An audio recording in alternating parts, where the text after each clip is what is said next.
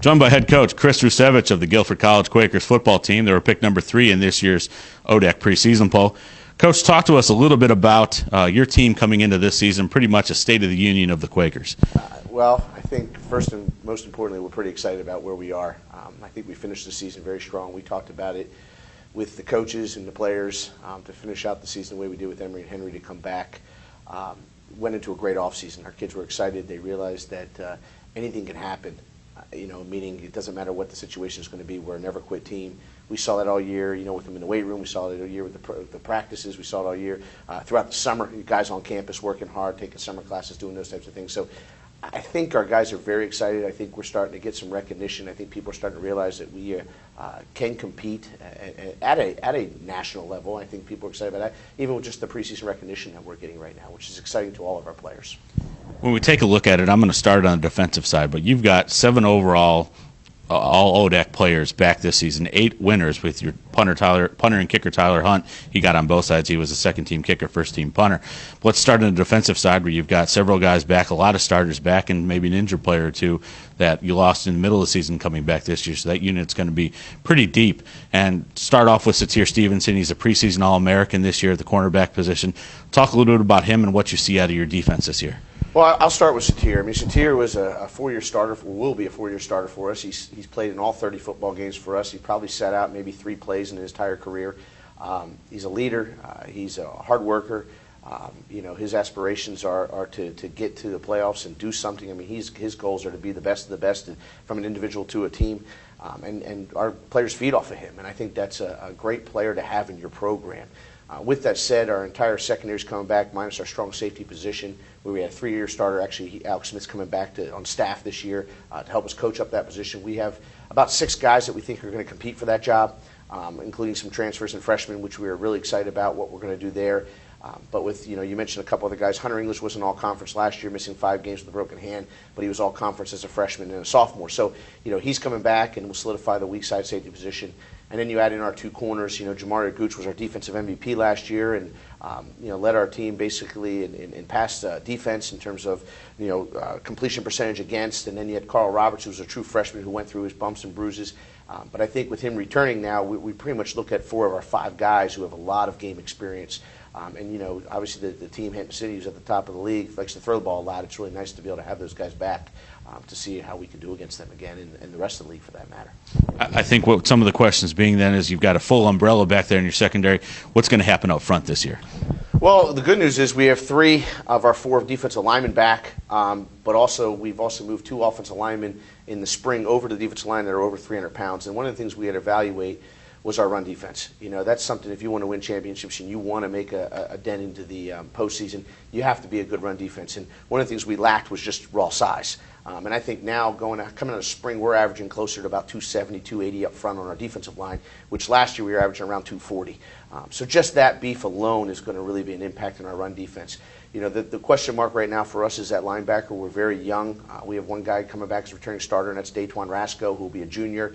The projected starter for us at middle linebacker as well will be a sophomore. And then we got a slew of freshmen coming in that we think are going to compete with those 2 guys and push them. So, the good news is they'll be in the middle of the defense. If we get a good defensive line play, that will help our linebackers. We get a great secondary play. It's going to help our linebackers. So we can grow everybody around them to make them successful. And we're pretty excited about that.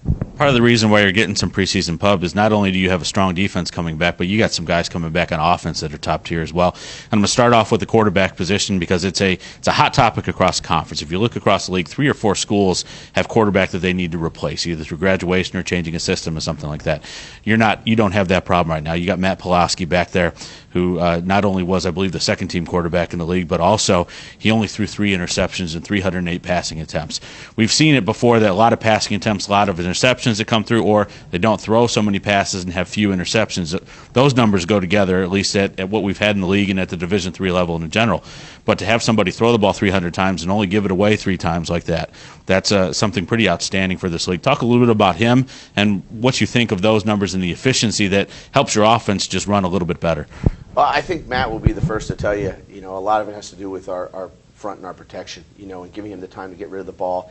I think he'll also give you a lot of credit to our quarterbacks coach, and that's Coach Barnett, who obviously was a 2-time All-American at Guilford as a receiver. And Matt's very coachable. Matt's very talented. Matt's a hard worker, puts in the time, does a lot of things, and is a great leader. Obviously, he was a captain as a sophomore last year. He'll be another captain as a junior this year. So, I mean, there's a lot of good things going for him, and I'm not going to take that away from Matt because, he's got to go out there and do it now. And one of the things he does is he does a lot of things with his feet. He knows what he needs to do. He knows how to read a defense. He knows where to put the ball. He knows where to, who to go to with the ball. But if it's not there after the protection does possibly break down after a good 3 seconds, which most cases it does, he knows how to get out of the pocket and extend the play and or take off with his feet. So I think he's well coached. He's a hard worker. I mean, every piece of that makes him successful, and I think he's going to do a great job for it. The best news for us is he's only a junior, so we got him for 2 more years, and if he can keep improving on his numbers, great things are going to happen for him and us. Taking in that, the other part of it is last year, one of the things we really need to focus on was finding ourselves a running back.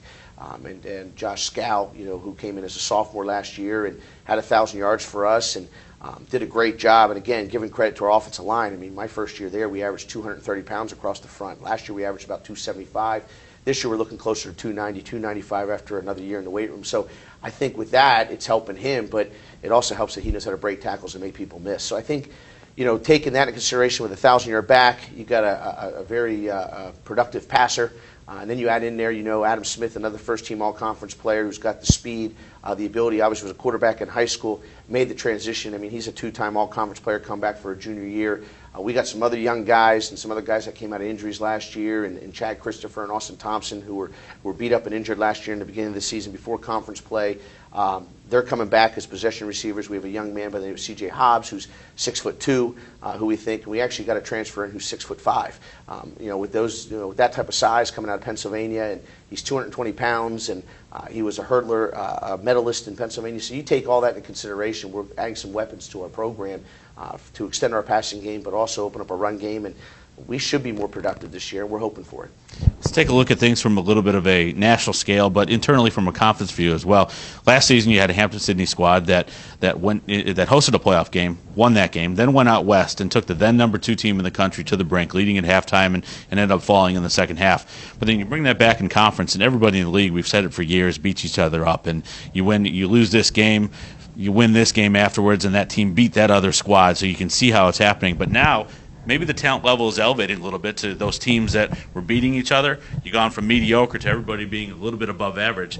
What do you see for the league right now as far as from internally and then to a national scale? Well, I think internally, you saw it last year where, team number 1 at any time could lose to any team down below and throughout. And, it just seems so interesting that every year it seems to come down to the last 2 weeks of the season to figure out who is going to the playoffs. And I think that's really exciting. And I think it's, at one point I noticed the ODAC as a offensive powerful conference, and I'm even starting to see defenses starting to come up, and that's going to help you get to that national level. I mean, you mentioned Hampton-Sydney. Obviously, you mentioned our defense and the all-conference performance coming back, and you mentioned many other defenses out there that are doing some good things. That's what's going to help everybody elevate to that level. And I think that until defense was being played in this conference, it was going to take some time. And obviously we've proven that last year and even a little bit the year before that. And I think we'll continue to improve. And I think that this conference wants to be elevated to that level. And I think getting all the preseason recognition that this conference is getting with 2 teams being recognized by D3Football.com, I think also the part of it is the amount of All-Americans, preseason All-Americans, first, second, third team coming out of this conference. I think people are starting to recognize the Old Dominion Athletic Conference is a potential contender. Well, Coach, I want to thank you for joining us today, and good luck this season. Appreciate it. Thank you.